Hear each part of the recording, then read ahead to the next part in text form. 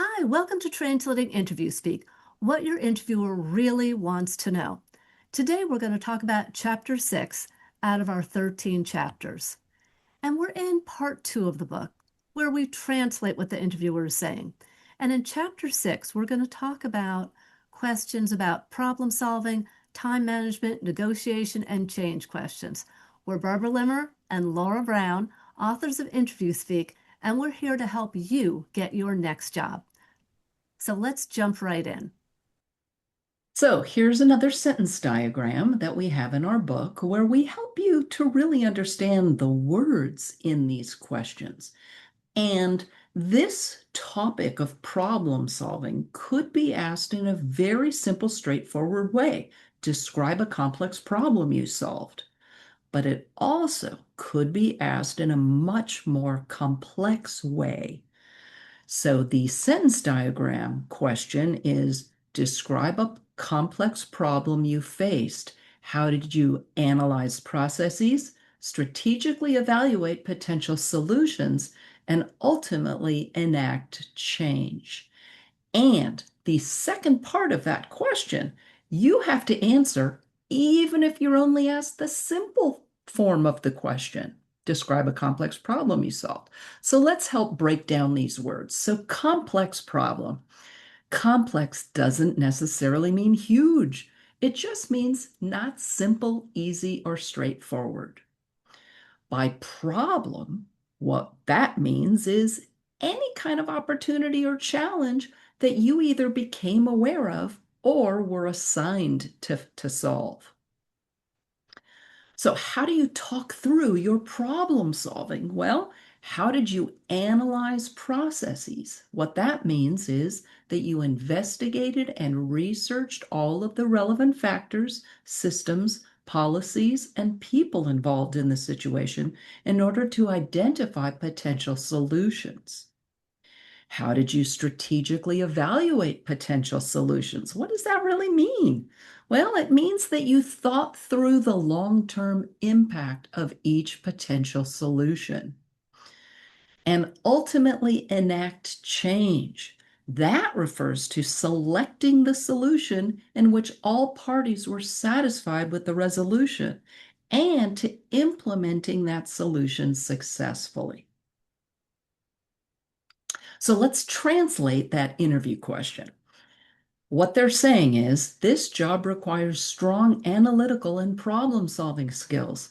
Give an example that demonstrates your ability to analyze, evaluate, make decisions, and ultimately solve a complicated problem that improves something that impacts the business, the team, or the customer.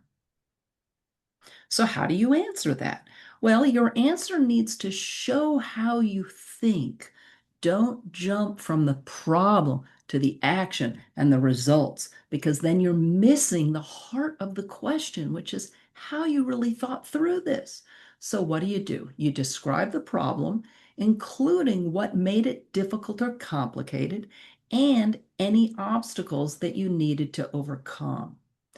Talk through the analysis you did, even if it was only in your head, the various things you thought through. Include the potential solutions you identified, their pros and cons, which solution you selected and why, and how you implemented that solution. End your story by describing how your solution benefited the business, the team, or the customer. Here's another question. Tell me about a time when you were juggling multiple projects with overlapping deadlines, tight timeframes, and conflicting priorities. The translation of that means this job requires someone who is extremely organized and can successfully manage multiple things at once. Convince me you can handle that and not miss deadlines. So, how do you answer it? Well, talk through a time when you were doing just that, managing multiple projects with various deadlines, and select one particular time when things were quite busy. So, again, don't go general, pick one specific circumstance and describe the method you used in that situation to track tasks. which could mean something as simple as a list or a whiteboard, a spreadsheet, or other project management software even. State how you differentiated between urgent and important. Not everything that's urgent is important. And by the way, not everything that's important is urgent.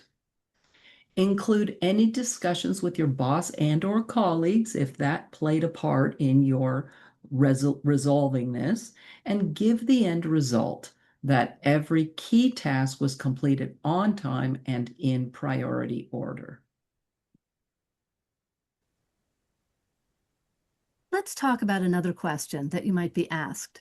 Tell me about a difficult negotiation in which you were involved. What issues arose during this negotiation and how did you work through them? So let's take a look at this sentence diagram.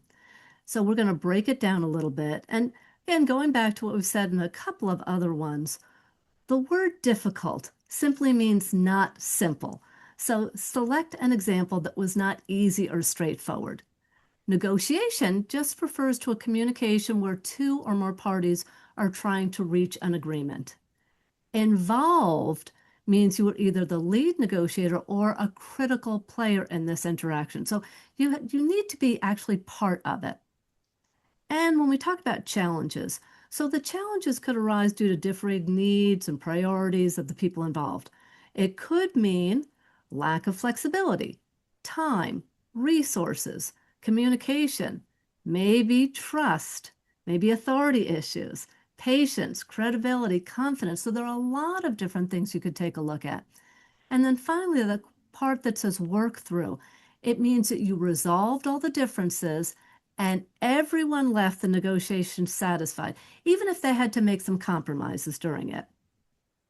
So let's talk about the translation. What they're really thinking is we need someone who has good negotiation skills and can get to win-win outcomes. Please tell me how you negotiated successfully through a difficult or complex scenario where both parties, or well, all parties, walked away feeling good about the result. So how do you answer it? So it's got to be a scenario where you're the lead negotiator or a key contributor. Describe the people involved. What was at stake for each one of them? What were the obstacles that you had to address? And what you said or did to work past them? And then how did you identify the other party's true priorities so you could offer compromises they'd be amenable to? Again, rather than just jump in and come up with things, how did you really understand what was going on and what was really happening with the other people?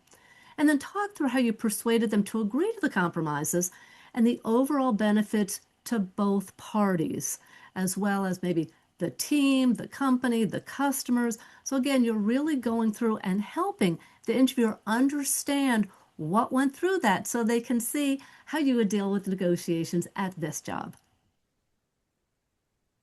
Here's another question that you might be asked.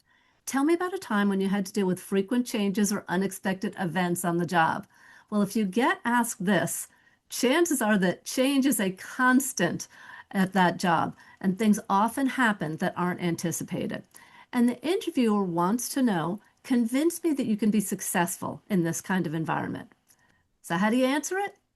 Well, it really helps if you start up by saying something positive about change, maybe saying you're energized by change and you thrive in that kind of environment. Because if you start off saying, well, I really don't like change or it's hard for me, well, that's not going to go over well.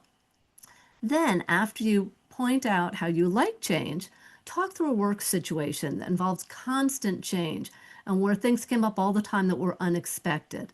And then talk about how did you prioritize, how did you stay organized, how did you avoid getting frustrated, and what results there were. And then if you were a leader in a leadership role, discuss how you interact with your team to keep them on track. And really the whole point is, the bottom line is you're trying to show that you take things in stride and you can quickly switch gears when needed.